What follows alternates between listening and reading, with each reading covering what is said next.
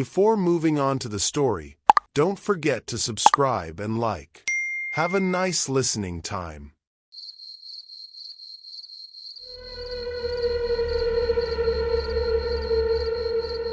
It happened about 5 years ago, but I still can't shake the feeling that I'm being watched. I lived in a quiet suburban neighborhood at the time, a place where everyone knew each other and crime was almost non-existent. My neighbor, Tom, was an older man in his late 60s. He lived alone after his wife had passed away a few years earlier. He was kind but reserved, the type of person who'd smile in passing but rarely engage in long conversations. One night, around 2 a.m., I was woken up by a loud noise. It sounded like something heavy had been dropped next door. Normally, I wouldn't think much of it, but this was followed by a strange dragging sound. I got up and looked out the window, but I couldn't see anything in the darkness. I figured Tom might have dropped something and was now moving it, so I went back to bed. The next morning, I saw Tom's front door was wide open. It was strange since he was usually very cautious about locking up, especially at night. I decided to walk over and check on him. I knocked, called out his name, but there was no answer. Peeking inside, I noticed something was off. His house was a mess, which was unlike him. Papers were scattered everywhere, and there was a chair knocked over in the living room. It looked like someone had left in a hurry, or worse. I immediately called the police. When they arrived, they searched the house and found no signs of Tom. There was no forced entry, no signs of a struggle, but Tom was simply gone. His car was still in the driveway, and all his belongings were in place. The officers didn't have much to go on, so they filed a missing person report and left. For the next few days, I couldn't stop thinking about it. Something didn't sit right with me. How could someone just disappear like that without leaving any trace? As days turned into weeks, the neighborhood seemed to forget about it, but I couldn't.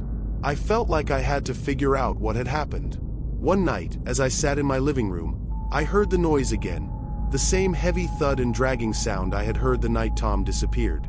My heart raced as I realized it was coming from Tom's house. I grabbed a flashlight and rushed outside, hoping to finally get some answers. I approached Tom's house, my hands shaking as I reached for the doorknob. It was locked. Confused, I stepped back and shined my flashlight through one of the windows. That's when I saw it. Tom was standing in his living room, staring at me. But something was wrong. He didn't look right. His face was pale, and his eyes, they were empty, hollow. He didn't move, didn't blink, just stood there, staring at me. I froze, my mind racing to make sense of what I was seeing. I called out to him, but he didn't respond. After what felt like an eternity, I turned and ran back to my house, locking the door behind me. The next morning, I went to the police again, telling them what I had seen. They returned to Tom's house, but this time, they found nothing. The house was completely empty. No sign of Tom or anyone else. It was as if he had never been there. I tried to convince myself it was just a nightmare, but deep down, I knew what I saw was real. Tom had returned, but he wasn't the same. I moved away a few months later, unable to shake the feeling of being watched every time I was near that house. To this day, no one knows what happened to Tom. Some say he might have just left, tired of the grief and loneliness. But I know the truth. He didn't leave. He's still there, somewhere, watching. And sometimes, late at night, I can still hear that dragging sound in my dreams.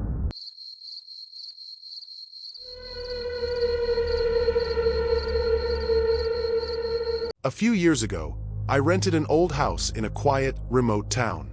It was nothing special, just a small place with creaky floors, dim lighting, and an attic that had been sealed off for as long as anyone could remember.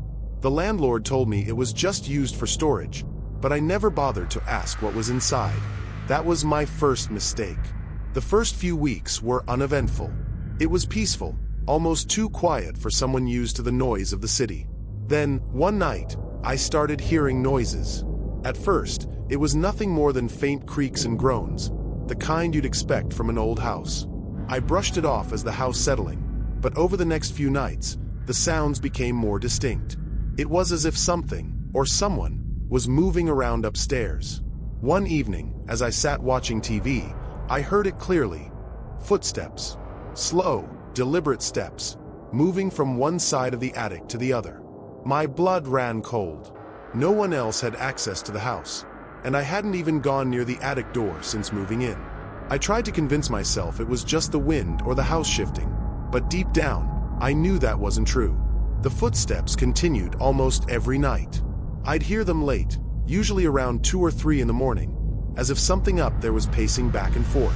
Sometimes, they'd stop for a while, and I'd hold my breath, waiting for the silence to end. And it always did. One night, I couldn't take it anymore. Armed with a flashlight and a kitchen knife, I decided to check the attic. The door was painted over, and it took some effort to pry it open. The air inside was stale and thick, the kind that hasn't moved in years. I shined the flashlight around but saw nothing unusual, just old furniture, dusty boxes, and cobwebs. No sign of anything that could explain the noises. Relieved but still uneasy, I went back to bed. That's when the nightmare started. Around 3 a.m., I woke up to a loud thud, followed by the familiar sound of footsteps. Only this time, they weren't in the attic. They were right outside my bedroom door. My heart raced as I stared at the door, frozen in place. The footsteps were slow, heavy, and deliberate, like someone was dragging their feet. I could hear breathing, shallow, raspy breathing, as if whatever was out there was struggling to catch its breath. I held my breath, praying that it would go away. But it didn't. The footsteps stopped just outside the door, and for what felt like hours, there was silence. I was too terrified to move, too scared to even make a sound. Then, slowly, the door creaked open. My flashlight was still on the nightstand, so I grabbed it and pointed it toward the door. At first, I didn't see anything. But then, in the corner of the room, just barely visible in the dim light, I saw a figure. It was a man, tall, gaunt, and hunched over, his clothes ragged and torn. His face was hidden in shadow, but I could feel his eyes on me, watching. He didn't move. He just stood there, breathing that horrible, raspy breath. I don't know how long we stayed like that, but eventually, I bolted out of bed, sprinted past him, and ran out of the house. I never went back. I called the landlord the next day, but he didn't believe me. Said the house had been empty for years before I moved in, and that no one else had the key. I found out later from a neighbor that the previous tenant had vanished without a trace, leaving all their belongings behind. No one knew what happened to them, and the police never found any evidence of foul play. But I know what I saw. To this day, I don't know who, or what, was living in that attic. But every now and then, late at night, I'll hear footsteps in my apartment, even though I live on the top floor. And every time, I can't help but wonder if he's found me again.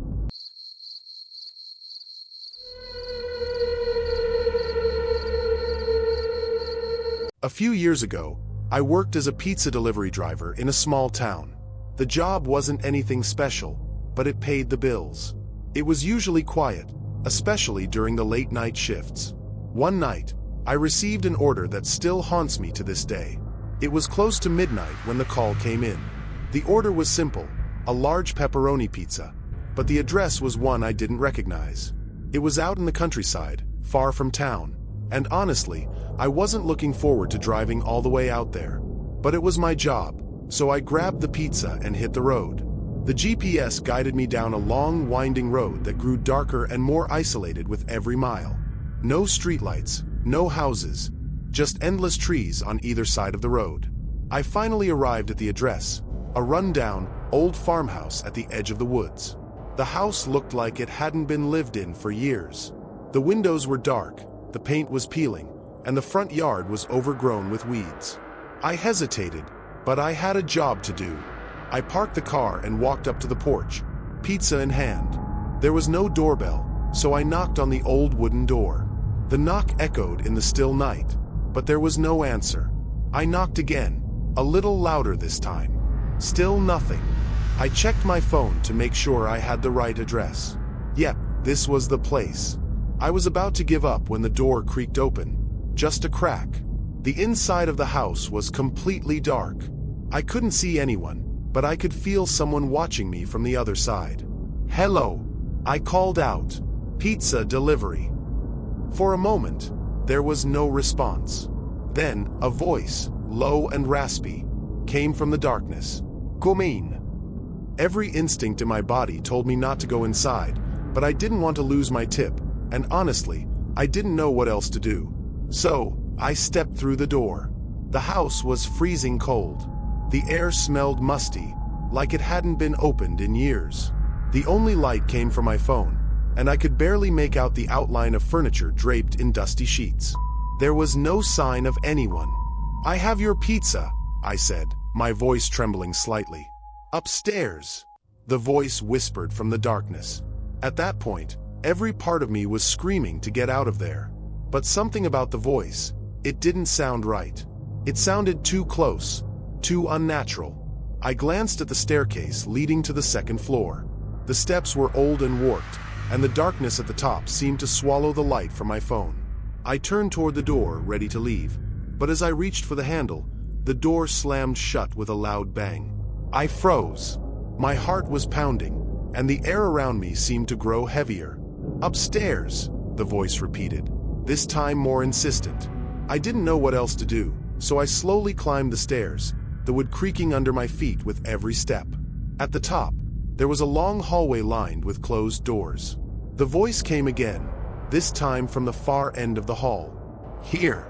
I swallowed hard and made my way down the hallway, my hands shaking as I held the pizza box. I reached the door at the end and stood there for a moment, my breath catching in my throat. I was terrified of what I might find on the other side. With a trembling hand, I pushed the door open. The room was empty. No furniture, no people. Nothing but a large, broken mirror leaning against the far wall. My reflection stared back at me, distorted and warped in the cracked glass. I stepped into the room, my eyes scanning the corners, waiting for something, anything, to happen. And then I heard it. Breathing. Slow, shallow breathing, coming from behind me.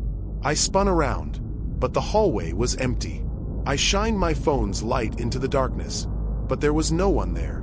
Then, the door slammed shut behind me, plunging the room into complete darkness. I dropped the pizza, fumbling with my phone as I tried to open the door, but it wouldn't budge. The breathing grew louder, closer, until it was right next to my ear. I froze, too scared to move. And then, the voice whispered again, this time right next to me. "Leave." I didn't need to be told twice. I yanked the door open, bolted down the stairs, and ran out of the house without looking back. I jumped into my car, speeding down the road as fast as I could. When I got back to the pizza shop, I tried to explain what happened, but no one believed me. They said the farmhouse I delivered to had been abandoned for years, that no one lived there. I quit my job the next day. But sometimes, late at night, when I'm lying in bed, I can still hear that voice. Upstairs.